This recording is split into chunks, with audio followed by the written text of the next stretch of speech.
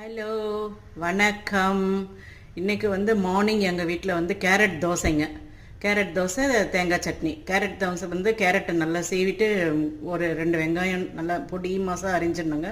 Carrot இது இந்த வெங்காயம், கறிவேப்பிலை, கொத்தமல்லி எல்லாத்தையும் ஒரு லேசாக சும்மா ஜஸ்ட்டு வதக்கிட்டு அந்த மாவில் போட்டுட்டு அப்படியே தோசை போட வேண்டியதாங்க. குழந்தைங்களுக்கு ரொம்ப நல்லது. கேரட்டு நல்ல உடம்புக்கு நல்லது, கண்ணுக்கும் நல்லதுங்க. அப்புறம் முருங்கைக்காய் சாம்பார், சாதம், சேப்பங்கிழங்கு பொரியல். முருங்கைக்காய் நம்மளுக்கு எல்லாருக்குமே தெரியும். முருங்கைக்காய், முருங்கைக்கீரை எல்லாமே நல்ல வெரி குட் ஹெல்த்தி டைட் அது.